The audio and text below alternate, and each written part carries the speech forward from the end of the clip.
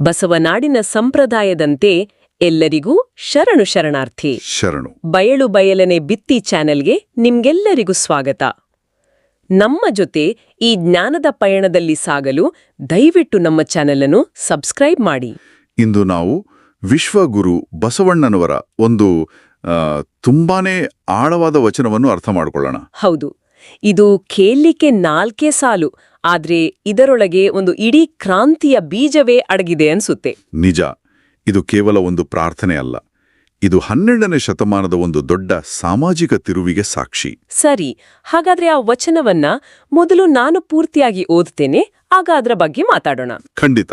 ಎಡದ ಪಾದದಲ್ಲೊದ್ದಡೆ ಬಲದ ಪಾದವ ಹಿಡಿವೆ, ಬಲದ ಪಾದದಲ್ಲೊದ್ದಡೆ ಎಡದ ಪಾದವ ಹಿಡಿವೆ, ತ್ರಾಹಿ ತ್ರಾಹಿ ತಪ್ಪೆನ್ನದು ಕ್ಷಮೆ ನಿಮ್ಮದು, ಕೂಡಲ ಸಂಗಮ ದೇವ ನಿಮ್ಮ ಕರುಣದ ಕಂದ ನಾನು.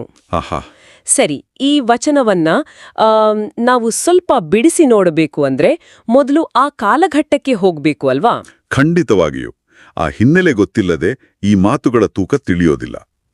12ನೇ ಶತಮಾನ ಅಂದ್ರೆ ಅದು ಅಹಂಕಾರ ಮತ್ತು ಅಸಮಾನತೆ ತುಂಬಿ ಹೋಗಿದ್ದ ಸಮಾಜ. ಜಾತಿ ಪದ್ಧತಿ ಎಲ್ಲವೂ ತುಂಬಾ ಬಿಗಿಯಾಗಿತ್ತು. ಹೌದು. ಜ್ಞಾನ ಕೇವಲ ಕೆಲವೇ ಜನರ ಸೊತ್ತು, ಪುರೋಹಿತಶಾಹಿದ್ದೇ ದರ್ಬಾರು. ಸೊ ಇಂಥ ಒಂದು ಉಸಿರುಗಟ್ಟಿಸುವ ವಾತಾವರಣದಲ್ಲಿ ಕಲ್ಯಾಣದಲ್ಲಿ ಒಂದು ಚಳುವಳಿ ಶುರುವಾಯಿತು. ಬಸವಾದಿ ಶರಣರ ಚಳುವಳಿ. ಕರೆಕ್ಟ್.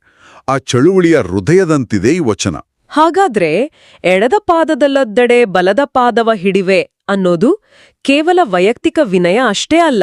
ಖಂಡಿತ ಅಲ್ಲ. ಅದು ಅಂದಿನ ಸಾಮಾಜಿಕ ಅಹಂಕಾರಕ್ಕೆ ಕೊಟ್ಟ ನೇರ ಉತ್ತರ. ಅದು ನಾನು ಅನ್ನೋದನ್ನೇ ಪೂರ್ತಿಯಾಗಿ ಅಳಿಸಿ ಹಾಕೋದು. ಓ, ಅಹಂಕಾರದ ಸಂಪೂರ್ಣ ವಿಸರ್ಜನೆ. ಎಕ್ಸಾಕ್ಟ್ಲಿ. ಯಾರು ಒದ್ರೂ ತುಳಿದ್ರೂ ಅದಕ್ಕೆ ದ್ವೇಷದಿಂದ ಉತ್ತರ ಕೊಡದೆ ಪ್ರೀತಿಯಿಂದ ಶರಣಾಗೋದು. ಆ ಸ್ಥಿತಿ ತಲುಪ್ದಾಗ್ಲೇ ದೈವದ ದಾರಿ ತೆರೆಯೋದು ಅಂತ ಬಸವಣ್ಣನವರ ನಂಬಿಕೆ. ಇಲ್ಲಿ ಕೂಡಲ ಸಂಗಮ ದೇವ ಅಂತ ಉಲ್ಲೇಖ ಇದೆಯಲ್ಲ, ಬಸವಣ್ಣನವರ ದೇವರ ಕಲ್ಪನೆ ಹೇಗಿತ್ತು? ಯಾಕಂದ್ರೆ ಲಿಂಗಾಯತ ತತ್ವದಲ್ಲಿ ಇದು ತುಂಬಾನೇ ವಿಭಿನ್ನ. ಬಹಳ ಮುಖ್ಯವಾದ ಪ್ರಶ್ನೆ ಇದು. ಬಸವಣ್ಣನವರ ಕೂಡಲ ಸಂಗಮ ದೇವ ಅಂದ್ರೆ ಅದು ಗುಡಿಗುಂಡಾರಗಳಲ್ಲಿರೋ ಕಲ್ಲಿನ ಮೂರ್ತಿಯಲ್ಲ.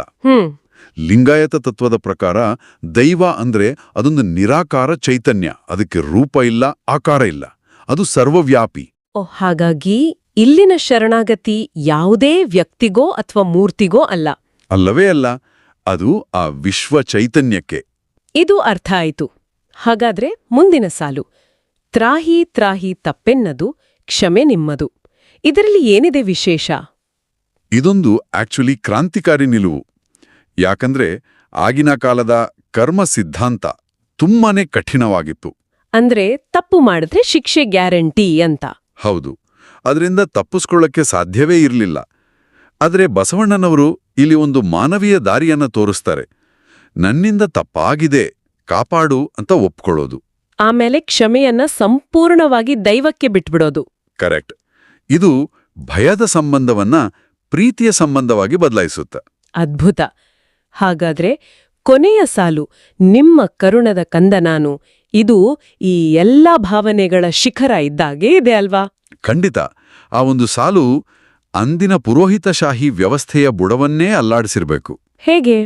ಯಾಕಂದ್ರೆ ಅದು ದೇವರಿಗೂ ಭಕ್ತನಿಗೂ ನಡುವೆ ತಾಯಿ ಮಗುವಿನ ಸಂಬಂಧವನ್ನ ಕಲ್ಪಿಸುತ್ತೆ. ಓ ಸರಿ, ಇಲ್ಲಿ ಮಧ್ಯವರ್ತಿಗಳಿಗೆ ಜಾಗವೇ ಇಲ್ಲ. ಜಾಗವೇ ಇಲ್ಲ. ಪೂಜಾರಿ, ಪಂಡಿತ, ಶಾಸ್ತ್ರ ಏನೂ ಬೇಡ. ಪ್ರತಿಯೊಬ್ಬ ವ್ಯಕ್ತಿಯೂ ಆ ದೈವದ ಕರುಣೆಯ ಕಂದನೆ. ಇದಕ್ಕಿಂತ ದೊಡ್ಡ ಸಮಾನತೆಯ ಮಾತು ಬೇಕಾ? ನಮ್ಮ ಈ ಪ್ರಾಮಾಣಿಕ ಪ್ರಯತ್ನಕ್ಕೆ ತಮ್ಮೆಲ್ಲರ ಬೆಂಬಲ ಹೀಗೆಯೇ ಇರ್ಲಿ. ದಯವಿಟ್ಟು ಬಯಲು ಬಯಲನೆ ಬಿತ್ತಿ ಯೂಟ್ಯೂಬ್ ಚಾನೆಲ್ ಅನ್ನು ಸಬ್ಸ್ಕ್ರೈಬ್ ಮಾಡಿ. ಒಟ್ಟಾರೆಯಾಗಿ ಹೇಳೋದಾದ್ರೆ ನಿಜವಾದ ಆಧ್ಯಾತ್ಮಿಕತೆ ಇರೋದು ಆಡಂಬರದ ಆಚರಣೆಗಳಲ್ಲಿ ಅಲ್ಲ, ಬದಲಿಗೆ ವಿನಯ, ಶರಣಾಗತಿ ಮತ್ತು ಪ್ರೀತಿಯಲ್ಲಿದೆ. ಹೌದು. ಅಹಂಕಾರವನ್ನ ಮೆಟ್ಟಿ ನಿಂತಾಗ ಮಾತ್ರ ದೈವದ ಕರುಣೆಗೆ ಪಾತ್ರರಾಗಲು ಸಾಧ್ಯ. ಇದು ಬರೀ ಪ್ರಾರ್ಥನೆ ಅಲ್ಲ, ಇದೊಂದು ಜೀವನ ವಿಧಾನ. ಈ ಒಂದು ಅದ್ಭುತ ಚರ್ಚೆಗೆ ಅವಕಾಶ ಮಾಡಿಕೊಟ್ಟು ಹಾಗೂ ನಮಗೆ ಮಾರ್ಗದರ್ಶನ ನೀಡುತ್ತಿರುವ ಕಾಯಕ ಫೌಂಡೇಶನ್ ಹಿರೇಬಾಗೇವಾಡಿ ಸಂಸ್ಥೆಗೆ ನಮ್ಮ ಹೃತ್ಪೂರ್ವಕ ಧನ್ಯವಾದಗಳು. ಈ ಚರ್ಚೆಯನ್ನು ಮುಗಿಸುವ ಮುನ್ನ ಕೇಳುಗರ ಚಿಂತನೆಗೆ ಒಂದು ಪ್ರಶ್ನೆ. 12ನೇ ಶತಮಾನದ ಈ ಪರಮ ವಿನಯದ ಪರಿಕಲ್ಪನೆ ಇದೆಯಲ್ಲ, ಸದಾ ಸ್ವಪ್ರತಿಷ್ಠೆ ಮತ್ತು ಸಂಘರ್ಷಗಳೇ ತುಂಬಿರುವ ಇವತ್ತಿನ ಜಗತ್ತಿಗೆ ನಾವಿದನ್ನ ಹೇಗೆ ಅನ್ವಯಿಸ್ಕೋಬಹುದು? ಯೋಚಿಸಿ. ಎಲ್ಲರಿಗೂ ಶರಣು.